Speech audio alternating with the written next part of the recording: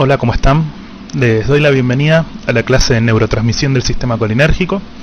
Mi nombre es Jorge Kersetti, soy ayudante de la primera cátedra de farmacología y esta clase está modificada y actualizada por mí, pero originalmente es la doctora Adriana Sánchez Toranzo, que les va a dar la clase presencial el día martes. Bueno, espero que disfruten la clase. Esta clase va a constar de dos partes. La primera parte va a ser en neurotransmisión del sistema colinérgico y la segunda parte van a tener un video de sus aplicaciones clínicas.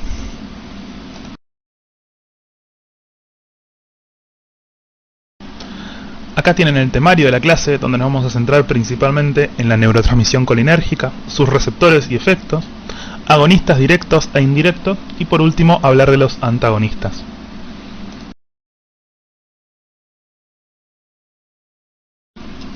En cuanto a los objetivos de la clase, vamos a intentar describir la neurotransmisión colinérgica y la respuesta de la acetilcolina y relacionarlo con la ubicación y los tipos de receptores colinérgicos.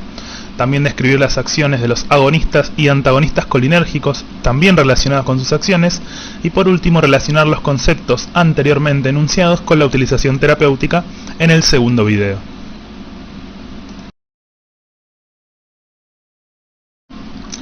Cuando nosotros hablamos del sistema nervioso autónomo lo vamos a poder dividir en tres.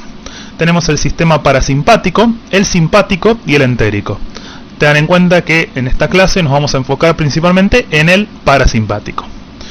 El sistema nervioso autónomo está conformado por dos neuronas. La primera es la denominada neurona preganglionar, que se localiza en el sistema nervioso central, y sus terminaciones van a terminar siendo sinapsis con un ganglio autonómico con la neurona postganglionar, cuyas terminaciones nerviosas van a determinar la inervación de los diferentes órganos.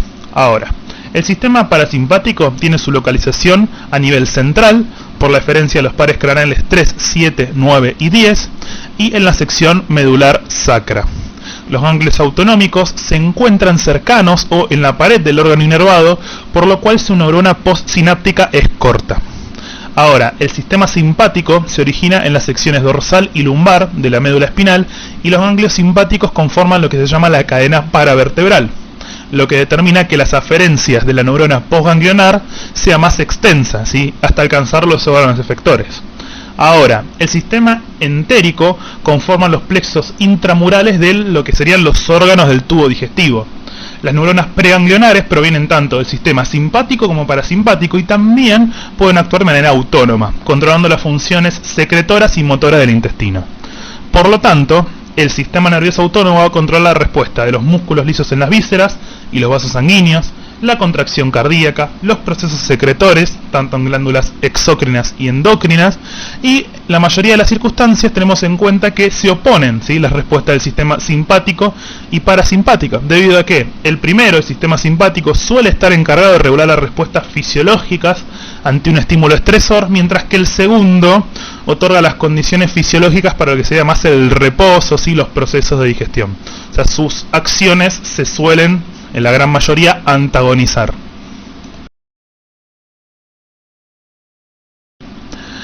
En esta diapositiva, y para cerrar un poco lo de la diapositiva anterior, vamos a tener las eferencias del sistema nervioso periférico, donde las vamos a dividir en vías eferentes autonómicas, principalmente mediadas por el parasimpático y el simpático, y las vías eferentes somáticas, ¿sí? Vamos a detenernos en las vías eferentes autonómicas, teniendo en cuenta que están ahí graficadas las neuronas preganglionares y las neuronas postganglionares.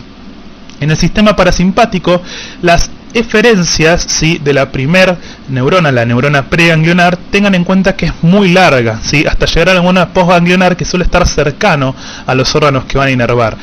Ambas sinapsis, tanto de la pre como de la postganglionar, están mediadas por acetilcolina. Ahora, esto varía en el sistema simpático, dado que la neurona preganglionar tiene una eferencia muy corta, ¿sí?, para llegar a la neurona postganglionar, que suele formar la cadena laterovertebral. Esta primer sinapsis sí está mediada por acetilcolina, pero como vemos, las eferencias de la neurona postganglionar del sistema simpático es mucho más larga, ¿sí?, hasta llegar a los órganos efectores, y esta segunda sinapsis es de índole noradrenérgica.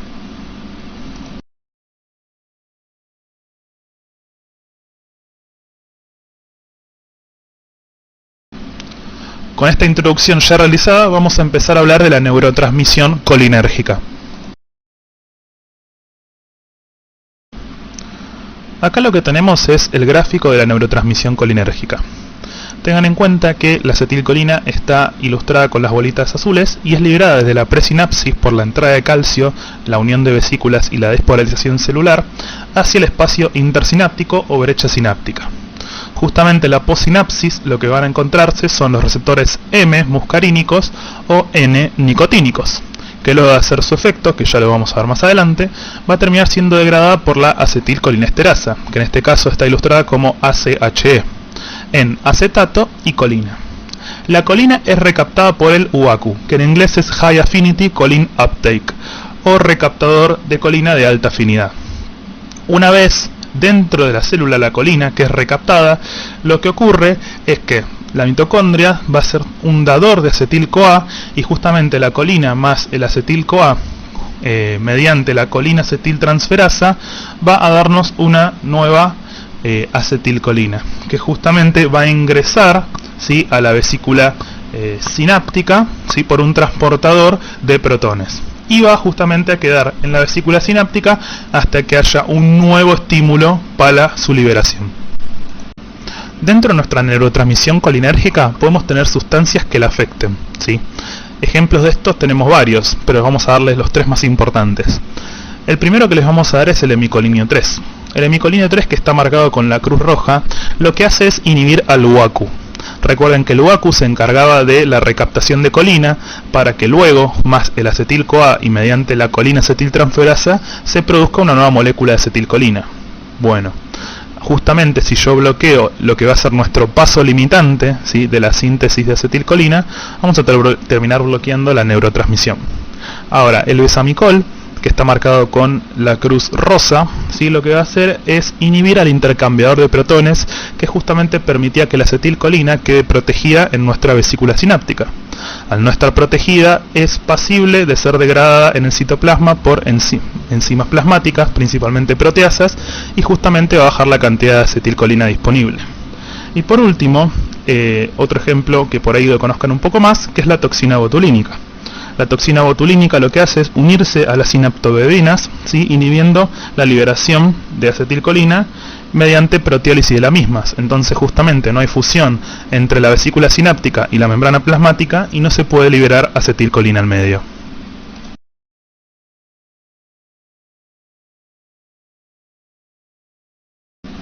Comenzamos entonces con los receptores y efectores colinérgicos.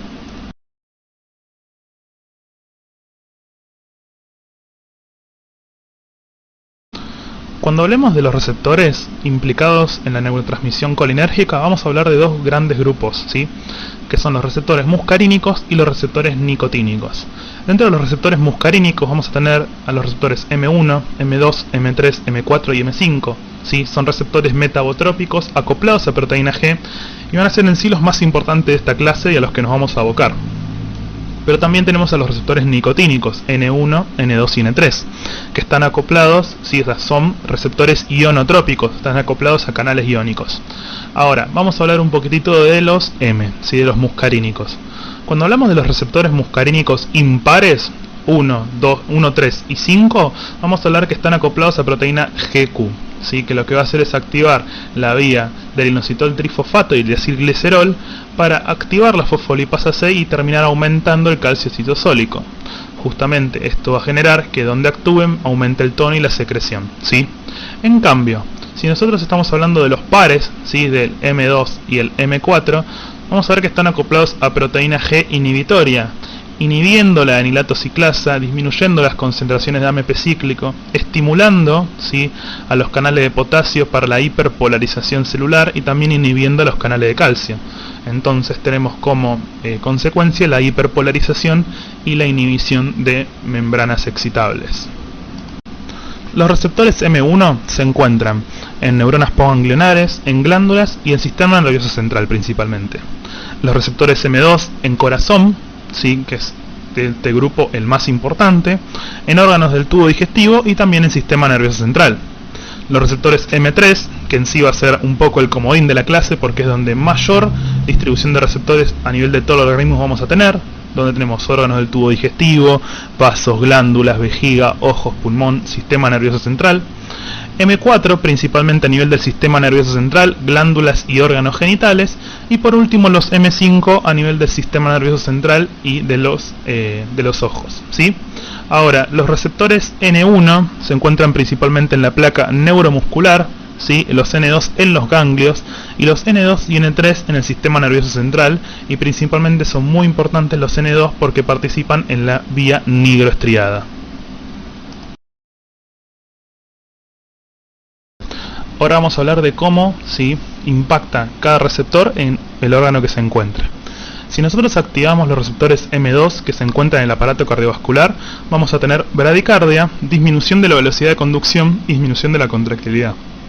¿Por qué razón? Recuerden que los receptores M2 son receptores acoplados a proteína G inhibitoria, y este receptor se va a encontrar principalmente en nodo sinusal, en nodo auriculoventricular y en la aurícula, ¿sí? Entonces justamente al activarlo van a bajar las propiedades cardíacas. Ahora, en el aparato digestivo tenemos principalmente M3, recuerden, al igual que en aparato respiratorio, acoplados a proteína GQ, ¿sí? Con aumento del calcio intracelular. Por lo tanto, va a aumentar el peristaltismo y el tono y va a aumentar las secreciones. Muy parecido pasa en el aparato respiratorio, donde por el receptor M3 en músculo liso va a generarse una broncoconstricción, y por receptores M3 en glándulas va a producirse una estimulación de las secreciones bronquiales. Ahora, acá es un poco más complicado porque en sí no tenemos inervación parasimpática en los vasos, pero sí hay receptores M3. Justamente al activar receptores M3 lo que hacen es vasodilatación, pero por liberación de óxido nítrico, ¿sí? Porque justamente activan la óxido nítrico sintasa. Y por último, en las glándulas salivales y en las glándulas lagrimales, y para que les queden todas las glándulas básicamente, hay receptores principalmente M3 y también algunos M1, y justamente van a aumentar las secreciones en esas glándulas.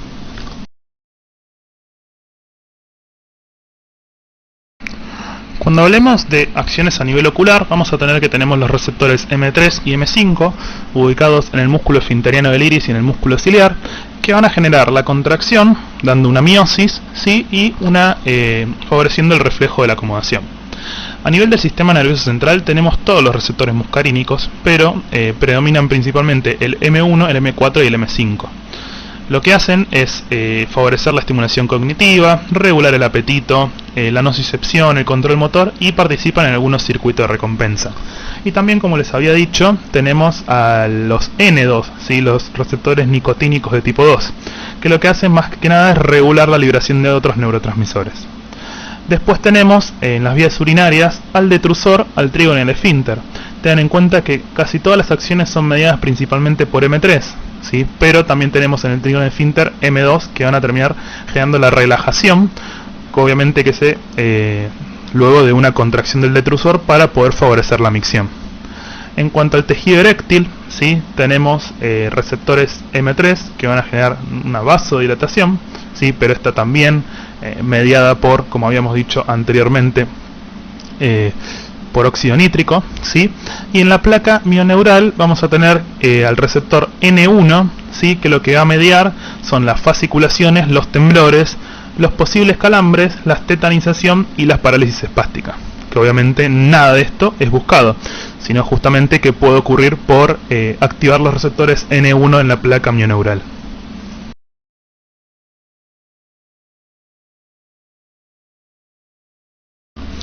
Ahora vamos a hablar entonces de los agonistas colinérgicos, y para que ya tengan en cuenta, todos los fármacos de este grupo van a justamente favorecer todo lo que vimos en las dos diapos anteriores, o sea, van a favorecer el tono parasimpático en todos los órganos.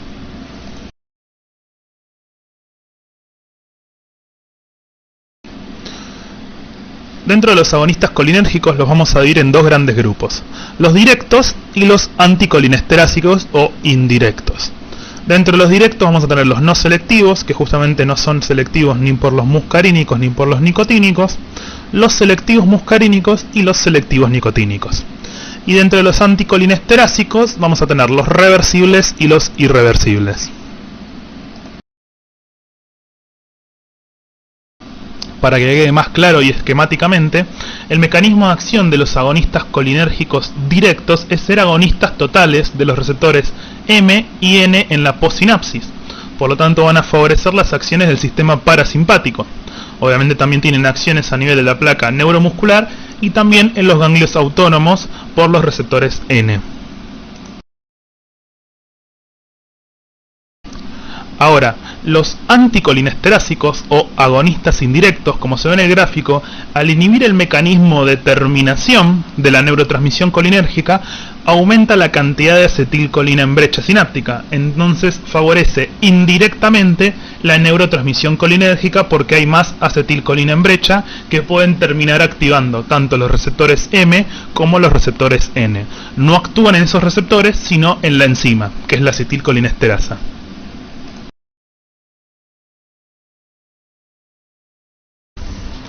Bueno, vamos a empezar con los nombres. Y este va a ser su primer encuentro con todos los nombres de los fármacos. Desde ahora, consejo, se los anotan, ¿sí?, en una cartulina, ¿sí?, en un papel grande, se los pegan en la pared de la pieza, hacen lo que les sirva y los repiten todos los días. ¿Por qué? Porque justamente como les habíamos adelantado con Adri, ¿sí?, en la clase de clínica, de farmacodinamia, que no tenían muchos nombres de fármacos, acá de una semana a la otra es abismal la cantidad de nombres que hay. Entonces, si vos te atrasaste 2 semanas para repetir los nombres, después ya es casi imposible llegar al parcial con los nombres aprendidos. ¿Por qué? Porque todas las clases vamos a agregar entre 30, 40 y hasta 50 nombres. No es para que se asusten, es una recomendación. En cuanto a los agonistas colinérgicos directos, vamos a tener que los vamos a dividir en 3. En no selectivos, que justamente se unen receptores tanto M como N, a los selectivos muscarínicos y a los selectivos nicotínicos. Dentro de los no selectivos tenemos a la acetilcolina, a la metacolina, al carbacol, al betanecol y a la arecolina. En cuanto a los selectivos muscarínicos, vamos a tener a la muscarina, a la pilocarpina, a la oxotremorina y a la cevimelina. Tengan en cuenta que los últimos 4 de los no selectivos y el primero de los selectivos muscarínicos, que es la muscarina, son aminas cuaternarias, mientras que la acetilcolina, la pilocarpina, la oxotremorina y la cevimelina son aminas terciarias. Las aminas terciarias, por ahora, sepan que pasan barrera hematoencefálica. Por último tenemos a los selectivos nicotínicos, como es la succinilcolina, la nicotina y la epibatidina. Tengan en cuenta que los usos terapéuticos los vamos a ver más en la segunda parte de la clase, pero por ahora quédense con que estimulan la motilidad gastrointestinal y son tratamientos para vejiga hipotónica.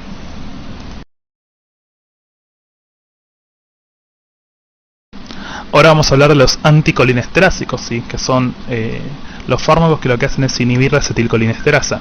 Y los podemos dividir en reversibles e irreversibles. Y dentro de reversibles tenemos los sustrato y los no sustrato. Cuando hablamos de sustrato, ¿sí?, vamos a hablar que los podemos dividir también a su vez en NH3, ¿sí?, en aminas terciarias que pasan barrera hematoencefálica, y NH4, ¿sí?, o aminas cuaternarias que no pasan barrera hematoencefálica. Dentro de estos componentes tenemos a la fisostigmina como el principal fármaco de los sustratos aminas terciarias y la piridostigmina y la neostigmina como fármacos sustratos aminas cuaternarias. Tengan en cuenta que la fisostigmina se puede utilizar para la intoxicación atropínica, dado que ya vamos a ver, pero la atropina pasa al sistema nervioso central y genera efectos adversos a este nivel, entonces vamos a necesitar una amina terciaria para poder antagonizar los efectos de la atropina justamente a este nivel. Y la piridostigmina y la neostigmina se van a utilizar principalmente para el tratamiento de glaucoma o miastenia gravis. En cuanto a los no sustratos, vamos a tener al hidrofonio, al tetraetilamonio, a la tacrina, el donepecilo, la galantamina y la ribastigmina. Estos últimos 4 son aminas terciarias, ¿sí?, y se utilizan principalmente para aumentar la concentración de acetilcolina a nivel del sistema nervioso central para patologías, por ejemplo, como el Alzheimer, dado que estimulan la cognición.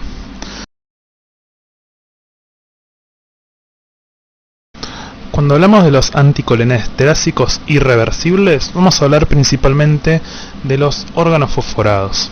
Tengan en cuenta que son pesticidas. Lo que hacen es fosforidar la enzima irreversiblemente y justamente se va a necesitar nueva síntesis de enzima para poder recuperar la actividad. Tengan en cuenta que este proceso puede llevar varias semanas y produce una inactivación virtualmente irreversible de la acetilcolinesterasa y de otras esterasas también mediante la alquilofosforilación. Tengan en cuenta que se pueden dividir en cortos y complejos. Dentro de los cortos tenemos al ecotiofato, que justamente lo que tiene de ventaja con respecto a los complejos es que al dar activadores enzimáticos como la pralidoxima, tenemos la posibilidad de poder hacer una recuperación de la enzima si se administra en pocas horas. En cambio, los complejos, como principalmente el malation, el paration, ¿sí? O los gases neuroparalizantes como el tabum o el sarin, no suelen regenerar la enzima con la pralidoxima y son claramente muchísimo más peligrosos. Tengan en cuenta que el sarin y el tabum son las toxinas sintéticas más potentes que se conocen. Y justamente, piénsenlo, lo que sería la intoxicación con estos compuestos, justamente sería muy difícil de revertir o antagonizar. Otra característica importante, y por eso son tan peligrosos, es que justamente son sustancias muy volátiles, no polares, por lo cual se absorben muy bien por piel, por mucosas, en realidad por todas las vías de administración. Tienen una alta solubilidad en lípidos, tienen un bajísimo peso molecular y tiene alta absorción transdérmica y tiene alta penetración en el sistema nervioso central, dado que son aminas terciarias. Por lo tanto, ahí va la segunda característica de su peligrosidad con respecto a la intoxicación con estos compuestos.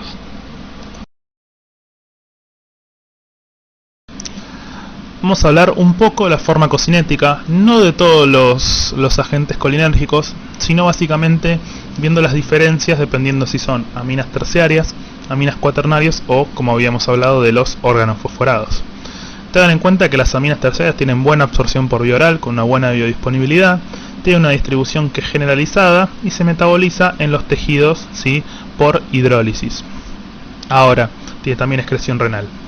Después, las aminas cuaternarias, como la neostigmina o la piridostigmina, tienen baja biodisponibilidad por vía oral con una distribución no generalizada, se metaboliza por hidrólisis por colinesterasas y tiene su excreción renal.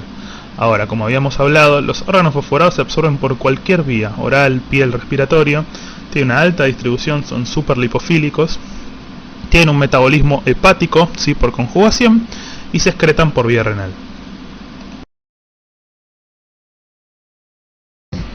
Cuando hablemos entonces de los síndromes toxicológicos que vamos a ver en la clase, vamos a hablar del síndrome colinérgico y del síndrome muscarínico. Cuando nos refiramos al síndrome colinérgico vamos a ver las acciones de la acetilcolina mediadas tanto por los receptores muscarínicos como los nicotínicos, y cuando hablemos de síndrome muscarínico solamente vamos a ver las acciones mediadas por los receptores muscarínicos. Cuando nosotros hablemos de síndrome muscarínico vamos a hablar de todas las acciones que vimos a nivel de cada órgano, pero potenciadas. Y justamente vamos a tener a nivel del sistema nervioso central confusión, cefalea, posiblemente convulsiones, que si avanza el cuadro y la gravedad puede terminar en alucinaciones y coma. A nivel ocular vamos a tener una miosis con alteración de la acomodación, epífora, lagrimeo y justamente secundaria esta miosis, una disminución de la presión intraocular. A nivel cardiovascular, una bradicardia marcada con hipotensión y colapso circulatorio. A nivel respiratorio, broncoconstricción y broncorrea, todo mediado por receptores M3. La broncorrea es el aumento de las secreciones del tracto respiratorio. A nivel de tracto gastrointestinal, distensión abdominal, náuseas, vómitos, aumento de peristaltismo y tono por receptores M3, cialorrea y sudoración, porque justamente hay receptores M3 tanto en glándulas salivales, por eso aumenta la salivación, que eso se llama cialorrea, y también en las glándulas sudoríparas, entonces vamos a tener sudoración, e incontinencia de orina por su acción M3 sobre el detrusor. Tengan en cuenta que este cuadro debe tratarse rápido, principalmente porque puede derivar en la muerte, ¿sí?, del paciente, principalmente por la broncoconstricción, la broncorrea, ¿sí?, la parálisis diafragmática que puede generar y la hipotensión y el colapso circulatorio. Entonces vamos a tratarlo con un antagonista muscarínico. Y en este caso vamos a hacer de elección la atropina. Es importante que sepan que es un cuadro de alta gravedad, por lo tanto se tiene que dar atropina intramuscular 1 a 2 miligramos cada 30 minutos en la famosa atropinización.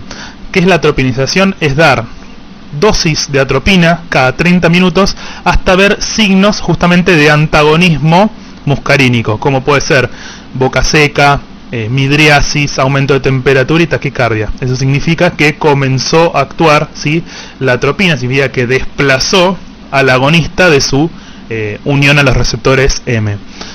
concepto que quiero que se quede, no existe una dosis máxima de atropina, se da hasta la recuperación del paciente, ¿sí? Ahora, cuando hablemos de síndrome colinérgico, lo que vamos a tener es el mismo cuadro de recién, o sea, el mismo síndrome muscarínico, pero se le van a agregar las fasciculaciones, la fatiga y la debilidad generalizada, que justamente la debilidad también puede afectar a la musculatura diafragmática y generar un paro respiratorio, porque justamente va a activar los receptores de tipo N en la placa mioneural. Un ejemplo de un síndrome colinérgico es claramente la intoxicación por órganos fosforados, que actúa inhibiendo la acetilcolinesterasa de manera irreversible, y este aumento brusco de la acetilcolina en brecha no solamente activa receptores M, sino que también activa receptores N.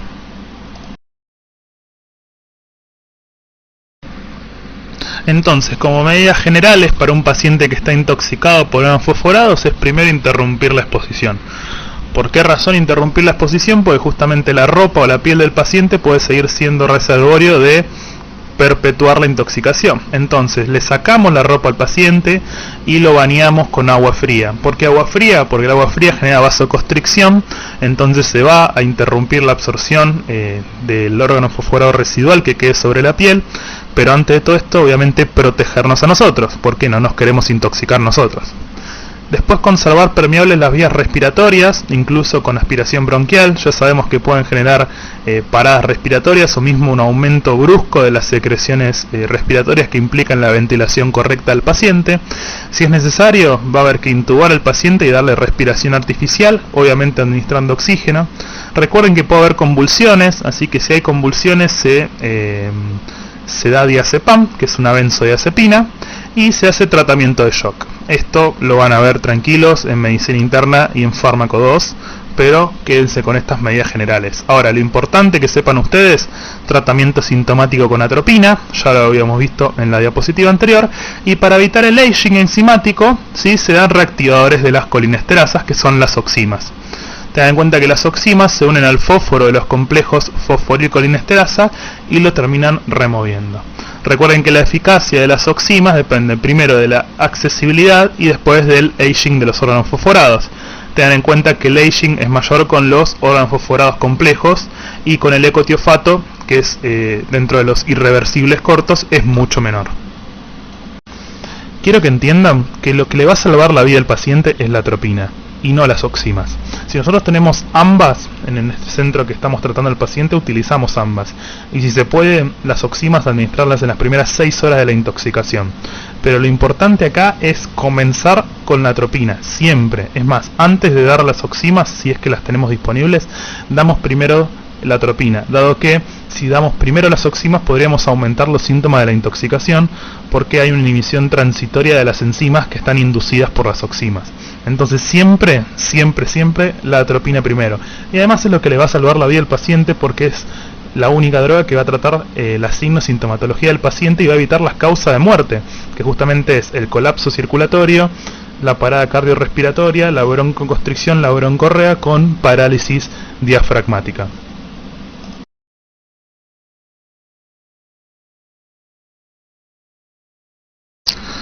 Y ahora vamos a pasar a antagonistas colinérgicos.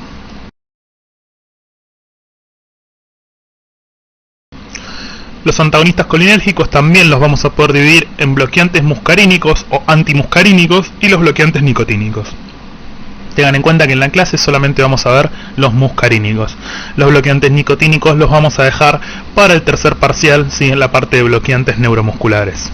Y dentro de los antimuscarínicos los podemos dividir en naturales y semisintéticos y sintéticos.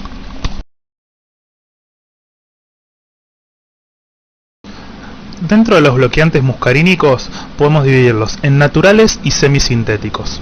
Cuando hablamos de los naturales, hablamos principalmente de la atropina y la escopolamina, o L-iosina. Tengan en cuenta que son aminas terciarias, atraviesan barrera hematoencefálica y sus principales usos van a ser para el cólico intestinal y renal, para la diarrea, para la anestesia, ¿sí?, para evitar los efectos muscarínicos, un uso que ya hablamos recién, que es la intoxicación por órganos fosforados, y la cinetosis, que se utilizan en parches. Ahora, dentro de los semisintéticos y sintéticos tenemos que también pueden dividirse en aminas terciarias y aminas cuaternarias, obviamente sabiendo las implicancias farmacocinéticas de cada grupo.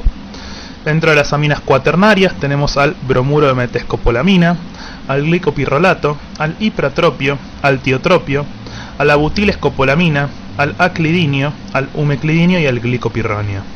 Dentro de los terciarios tenemos a la omatropina, tropicamida, ciclopentolato, pirenzepina, telenzepina, oxibutinina, darifenacina, solifenacina y tolterodina. Ten en cuenta que la oxibutinina, la darifenacina y la solifenacina son más bloqueantes M3, ¿sí? Sus usos principalmente para los cólicos intestinales y renales, como midriáticos, como broncodilatadores y para el tratamiento de vejiga hiperactiva, que igual vamos a enfocarnos mucho más en estos usos en el segundo video. La farmacodinamia zafaron porque es muy sencilla. Básicamente son antagonistas competitivos, no selectivos, entre comillas, porque algunos son más selectivos por algunos receptores M, de los receptores muscarínicos. Por lo tanto, bloquean receptores M1, M2, M3, M4 y M5.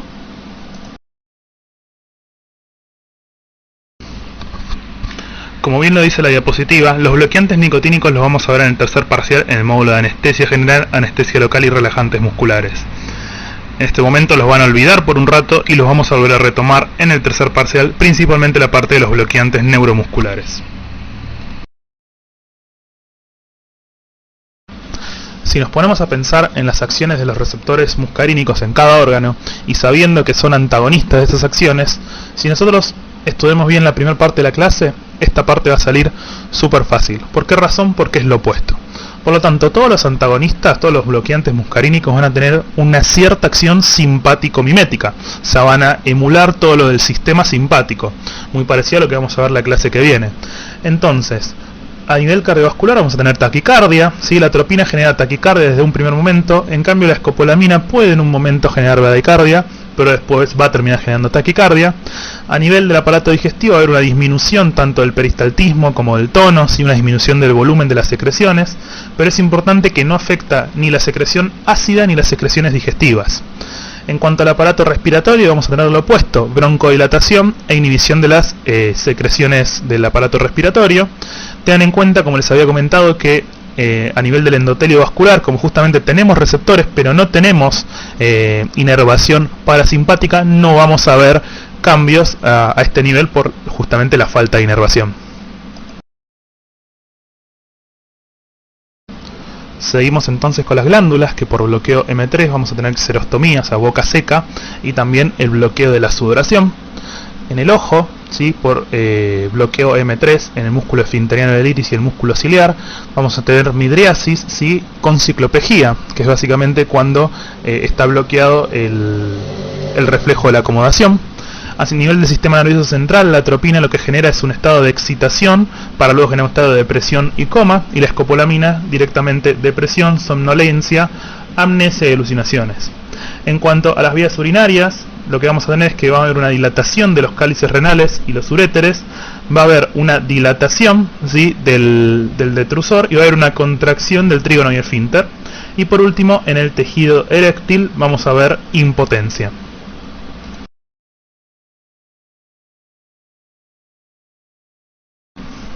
A nivel de la farmacocinética de estos compuestos vamos a tener que justamente, como ocurría con los agonistas, vamos a ver las farmacocinéticas para no justamente hablar de todas las farmacocinéticas de cada uno, si son aminas terciarias o aminas cuaternarias. Las aminas terciarias, como la atropina o escopolamina, ¿sí? Tienen absorción muy buena por todas las vías, son muy liposolubles, tienen una amplia distribución, ¿sí? Generalizada, pasan leche materna, pasan placenta. En cuanto al metabolismo, puede ser en tejidos por hidrólisis o también hidroxilación microsomal. Es pobre, ¿sí? El metabolismo en hígado, y se excretan por vía renal. En cuanto a las aminas cuaternarias, son más hidrosolubles, ¿sí? Tienen una baja biodisponibilidad por vía oral y conjuntival, tiene una distribución que no es tan generalizada, y el metabolismo es por hidrólisis por colinesterasas. Tengan en cuenta que también la excreción de estos compuestos es por vía renal.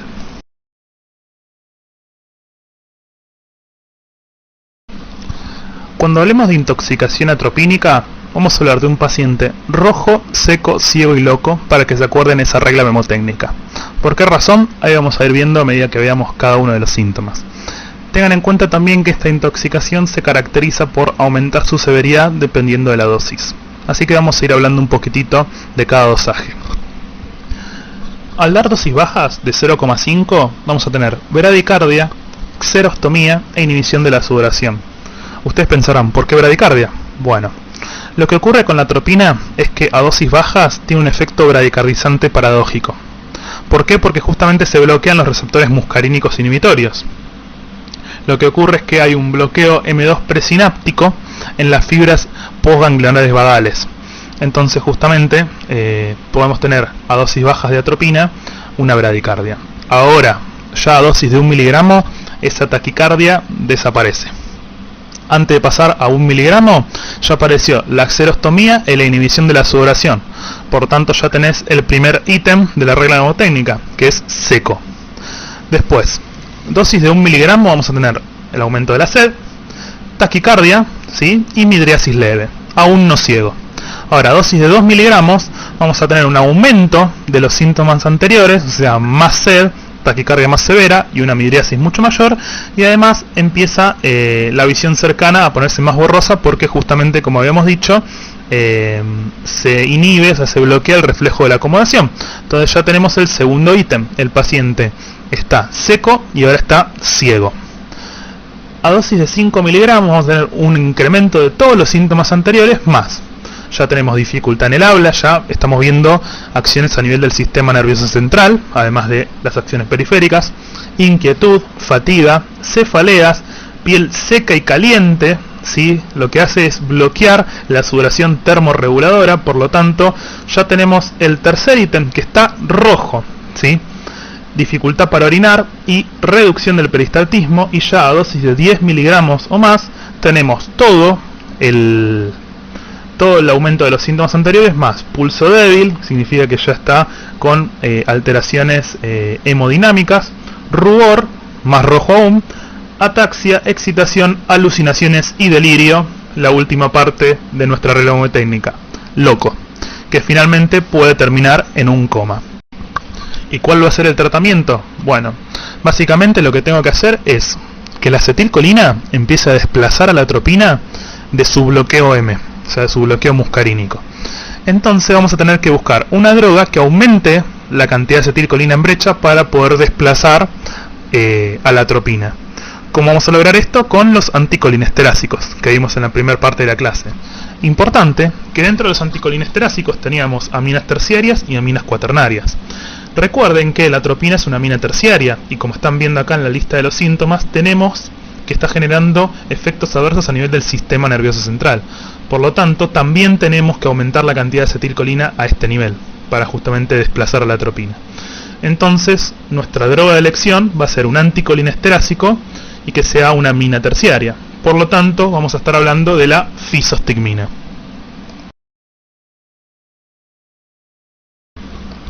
Y acá les dejo una ilustración muy parecida a la que hablamos en síndrome colinérgico, donde vamos a tener por órgano afectado en el síndrome atropínico. A nivel ocular, midriasis, aumento de la presión intraocular, ciclopegía y seroftalmia. A nivel cardiovascular, taquicardia. A nivel respiratorio, broncodilatación leve y disminución del barrido mucociliar. Una de las características de la atropina es que justamente baja el clítoris mucociliar y puede generar tapones mucosos. Después también tenemos la inhibición de la motilidad gastrointestinal, la disminución de las secreciones, la xerostomía, la inhibición de la sudoración termorreguladora, que relaja el músculo liso-uretral y vesical, disminuye la micción porque contrae el trígono y el esfínter, y tengan en cuenta que a nivel del sistema nervioso central, a bajas dosis puede haber una mínima estimulación, pero a altas dosis genera excitación, alucinaciones, delirio y coma. Por lo tanto, la regla mnemotécnica se respeta: rojo, seco, ciego y loco. Como conclusiones de la clase, vamos a tener que los inhibidores de las colinesterasas son agonistas indirectos que se van a unir de manera reversible o irreversible a la acetilcolinesterasa, que las oximas pueden reactivar las colinesterasas que fueron desfosforiladas, obviamente según el tiempo de envejecimiento de la enzima, que la atropina es el principal antimuscarínico de uso clínico y que a dosis tóxica justamente puede generar el síndrome atropínico. Y por último, que los fármacos muscarínicos o antimuscarínicos potencian o inhiben la acción del sistema colinérgico. Acá les dejo la bibliografía que utilicé para la realización y actualización de esta clase.